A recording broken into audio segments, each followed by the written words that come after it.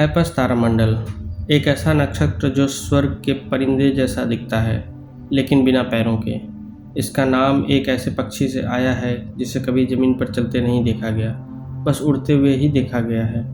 आज हम जानेंगे इस अनोखे तारामंडल की कहानी, इसका आकाश में स्थान और इससे जुड़ी दिलचस्प खगोलीय बातें। एपस का नाम ग्रीक शब्द अपोस से आया है, जिसका मतलब होता है बिना पैरों वाला। दरअसल 16वीं शताब्दी के यूरोपियन खोजकर्ताओं ने जब न्यू गिनी में बर्ड ऑफ पैराडाइज देखा तो उन्हें लगा कि ये पक्षी कभी ज़मीन पर नहीं उतरते, इसलिए उनके पैरों का जिक्र ही नहीं किया। बाद में जब स्काई मैप्स बनाए गए तो इन दुर्लभ पक्षियों को आकाश में जगह दी गई और एपस तारामंडल बना। एपस दक्षिणी गोलार्ध का तारामंडल है जो भारत जैसे उत्तरी हिस्सों से नहीं दिखाई देता। यह दक्षिणी गोलार्ध के लोगों के लिए सरकमपोलर है, यानी यह साउथ पोल पे पूरे साल दिखाई देता है। इसे जून से अगस्त के बीच सबसे साफ देखा जा सकता है।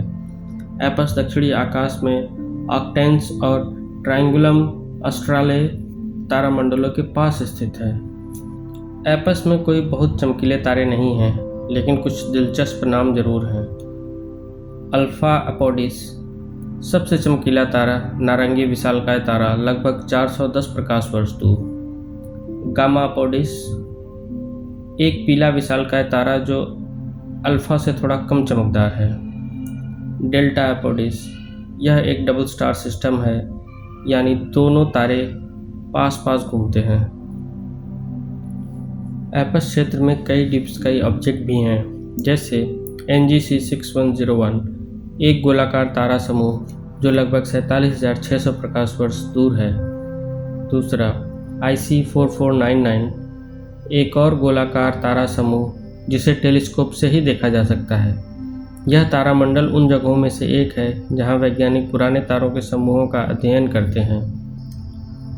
एपस तारामंडल का सीधा संबंध किसी गैलेक्सीय टक्कर से नहीं है, लेकिन जो भी गहरे आकाशीय पिंड इसमें दिखते हैं वो हमारे ब्रह्मांड के फैलते स्वरूप को समझने में मदद करते हैं।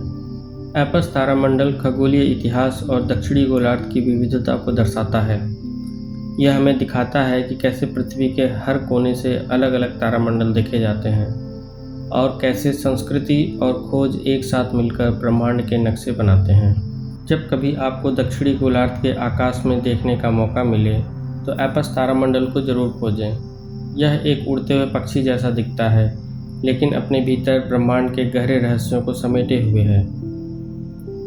और अगर ये तारों की उड़ान पसंद आई हो तो वीडियो को लाइक करें, चैनल को सब्सक्राइब करें और जुड़े रहें अगली कड़ी के लिए, जिसमें होगा एक्वेरियस तारामंडल।